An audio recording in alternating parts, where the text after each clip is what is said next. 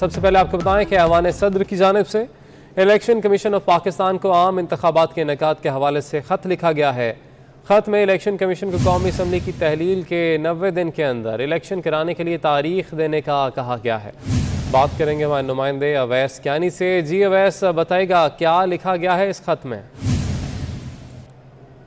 बिल्कुल, प्रेसिडेंट की तरफ से जो है वो इलेक्शन कमीशन को खत जो है वो अरसाल कर दिया गया है, जिसमें आम इंतखाबात के हवाले से जो है वो तहरीर लिखी गई है कि 90 दिन के अंदर इलेक्शन कराने के लिए तारीख देने का जो है वो कहा गया है। आइन के आर्टिकल जो 224(2) और 5(a)(48) के तहत जो है सदर मुमलिकत आम इंतखाबात कराने की तारीख जो है मुकर्रर करेंगे। कौमी असम्बली के इंतखाबात के लिए असम्बली की तहलील के 90 दिन के अंदर अंदर इंतखाबात कराना होते हैं, और लिखा गया है कि आम इंतखाबात की तारीख के ऐलान के लिए इलेक्शन एक्ट 2017 के तहत इलेक्शन कमीशन से मुशावरत जरूरी है। याद रहे कि गुज़िश्ता शब ऐवान सदर में जो अटॉर्नी जो लॉ कानूनदान और स्पेशली तौर पर जो साबिक वज़रा थे उनको जो है सदर मुमलिकत आरिफ अलवी ने बुलवाया था और उनसे एक मीटिंग की थी, जिसके बाद आज ये खत जो है वो तहरीर कर दिया गया है, जिसमें नए इलेक्शन के हवाले से जो है इलेक्शन कमीशन को लिखा गया। नए इलेक्शन के हवाले से इलेक्शन कमीशन को इस खत में लिखा गया है। आपने अपडेट किया, बहुत शुक्रिया आपका। सुप्रीम कोर्ट में तहरीक अदम एतमाद मुस्तरद होने से मुतल्लिक खुद नोटिस पर समाअत। चीफ जस्टिस पाकिस्तान ने रिमार्क्स दिए कि सियासी तौर पर मसले को हल करने की कोशिश करें, ये एक तरफा फैसला कैसे दे सकते हैं। अदालत पर इल्ज़ाम लगाया जा रहा है कि फैसला नहीं कर रही। इंतहाई अहम नौयत का केस ज़ेर समाअत है। 3 अप्रैल को कौमी असम्बली में जो हुआ इस पर समाअत पहले ख़त्म करना चाहते हैं। अदालत के बारे में मनफी कमेंट्स किए जा रहे हैं। कहा जा रहा है कि अदालत मामले में ताख़ीर कर रही है। पंजाब असम्बली का मामला आखिर में देख लेंगे। आज केस को ख़त्म करना चाहते हैं। चीफ जस्टिस पाकिस्तान उमर अता बंदयाल की सरबराही में 5 रुकनी लार्जर बेंच समाअत कर रहा है। सुप्रीम कोर्ट के बाहर पीटीआई रहनुमा फराह खान के बैरून मुल्क जाने के बारे में सवाल पूछने पर मीडिया पर बरस पड़े। फवाद चौधरी की सहाफ़ियों से तल्ख़ कलामी और सीनियर सहाफ़ी को किराए के लोग कह दिया। आपको बता रहे हैं, सुप्रीम कोर्ट के बाहर पीटीआई रहनुमा फराह खान के बैरून मुल्क जाने के बारे में सवाल पूछने पर मीडिया पर बरस पड़े। फवाद चौधरी की सहाफ़ियों से तल्ख़ कलामी और सीनियर सहाफ़ी को किराए के लोग कह दिया।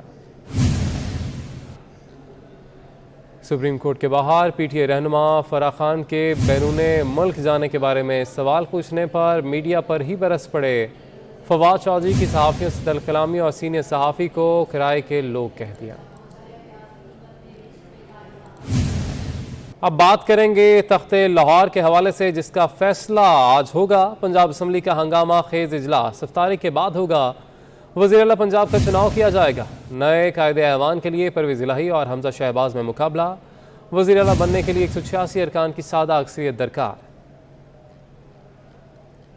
इसी हवाले से मजीद भी बात करेंगे। हमारे नुमाइंदे उमर असलम हमारे साथ मौजूद हैं। जी उमर, कल इस इजलास की तारीख 6 से 16 अप्रैल की गई, फिर गुज़िश्ता रात दोबारा आज ही इजलास बुला लिया, क्या तफसीलात हैं आपके पास? वज़ीर आला कौन होगा, इस हवाले से आज पंजाब असम्बली का इजलास होगा। यह इजलास 7:30 बजे होगा। पंजाब असम्बली में वज़ीर आला पंजाब के इंतखाब का मामला तकरीबन 2 अप्रैल को जो है वो पंजाब असम्बली का इजलास बुलाया गया, जिसमें शेड्यूल दिया गया कि पंजाब असम्बली का इजलास जो है वो 3 अप्रैल को होगा और वज़ीर आला पंजाब का इंतखाब होगा। ताहम 3 अप्रैल जब आई तो उस दिन इजलास में वज़ीर आला पंजाब के इंतखाब करने की बजाय जो है वो इजलास को 6 अप्रैल तक के लिए मुलतवी कर दिया। 5 अप्रैल यानी कल दोपहर में एक नोटिफिकेशन जारी किया गया, जिसमें कहा गया कि अब 6 अप्रैल की बजाय 16 अप्रैल को पंजाब असम्बली का इजलास होगा, जिसमें वज़ीर आला पंजाब का इंतखाब होगा। रात की तारीकी में एक और नोटिफिकेशन हुआ, जिसमें कहा गया कि पंजाब असम्बली का इजलास अब 6 अप्रैल को ही होगा, लेकिन 7:30 बजे होगा। इस इजलास के हवाले से बताते चले कि वज़ीर आला पंजाब का इंतखाब होगा, तो इसलिए इंतहाई अहम इजलास है। मुत्तहिदा अपोजिशन की जानिब से हमजा शहबाज शरीफ, जबकि मुस्लिम लीग काफ और तहरीक इंसाफ की जानिब से चौधरी परवेज़ इलाही उम्मीदवार हैं।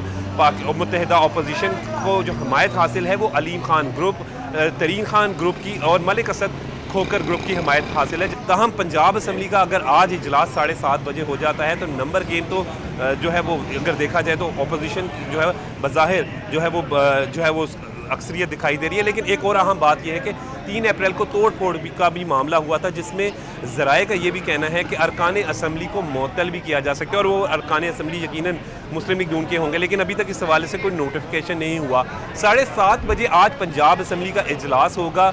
वज़ीर आला पंजाब कौन होंगे, हमजा शहबाज शरीफ या परवेज़ इलाही, इसका फैसला होगा, लेकिन अगर वोटिंग हो गई तो। बहुत शुक्रिया उमर असलम, आपने अपडेट किया। पंजाब में कायदे ऐवान का इंतखाब आज ही होगा। डिप्टी स्पीकर ने रात गए पंजाब असम्बली का इजलास बुला लिया। ज़राए के मुताबिक डिप्टी स्पीकर के ऑर्डर से सेक्रेटरी असम्बली बेखबर निकले।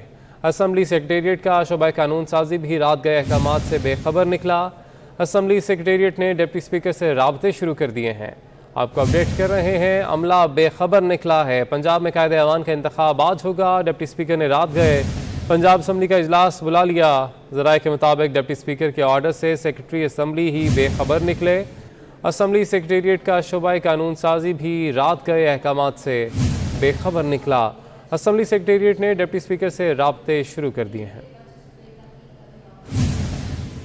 डिप्टी स्पीकर पंजाब असम्बली दोस्त मोहम्मद मज़ारी ने अब से कुछ देर कबल मीडिया से गुफ्तगू की। उनका क्या कहना था आपको सुनाएंगे। मैंने कहा कि ये एज ए बलोच, हमारी बलोची रवायत में ऐसे नहीं है कि हम ऐसी हरकतें करें।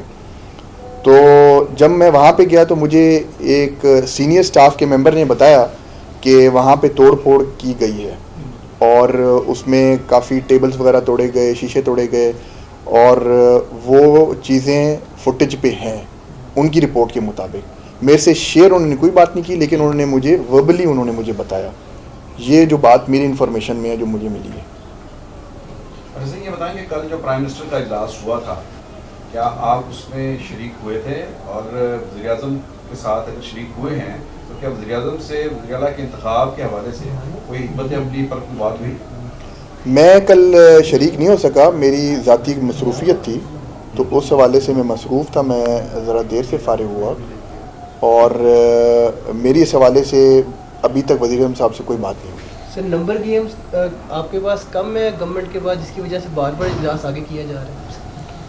इसका तो मैं कुछ नहीं कह सकता, क्योंकि कुछ लोग आ रहे हैं, कुछ लोग जा रहे हैं। अब ना आने वाले को रोक सकता है, ना बंदा जाने वाले को रोक सकता है। वो तो कैंडिडेट्स हैं, कैंडिडेट्स ने अपनी कोशिश करनी है। उन्होंने आप बतौर एमपी जो है आपका वोट है, आप सिर्फ तुलवेलाई को ही वोट नहीं, मेरा वोट नहीं है। As custodian of the house मेरा वोट नहीं है। जब मामला जब आके टाई होगा तो फिर मेरा वोट काउंट करेगा। तो वो टाइम आप इसको वोट दें। अल्लाह लीग का वोट भी आप पार्टी डिसिप्लिन देखें, के तहत वोट देंगे वोट- या उससे बाहर भी सोच सकते हैं? वोट जो है ना, वोट मेरे अल्लाह और मेरे दरमियान का ये फैसला है। नहीं, ये तो ओपन है, ये तो सीक्रेट नहीं है। जब होगा तो फिर फैसला करेंगे ना। इसका अभी मतलब आप आप तहरीक इंसाफ के साथ अभी नहीं खड़े वोट के हवाले से? इस टाइम तो कस्टोडियन ऑफ द हाउस हूँ, इम्पार्शियल सीट है, तो इस टाइम तो मैं इम्पार्शियल हूँ।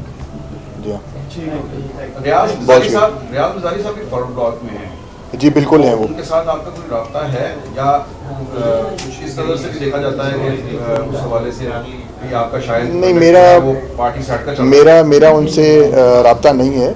उनकी बहुत ज़्यादा रिजर्वेशंस थी पार्टी के साथ, काफ़ी ज़्यादा और जेन्युइन किस्म की, जो कि मैंने रिजर्वेशंस उनकी वज़ीर आज़म साहब को भी पहुंचाई, मैंने सीएम साहब को पहुंचाई, लेकिन सॉरी टू से उस पर कोई इम्प्लीमेंट नहीं किया गया। तो वो बहुत ज़्यादा मायूस है।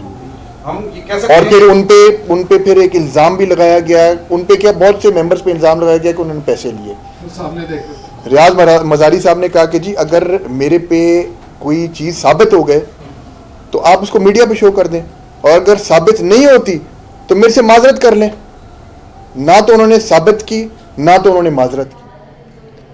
न्यूज़ स्टूडियो से फिल वक्त इतना ही।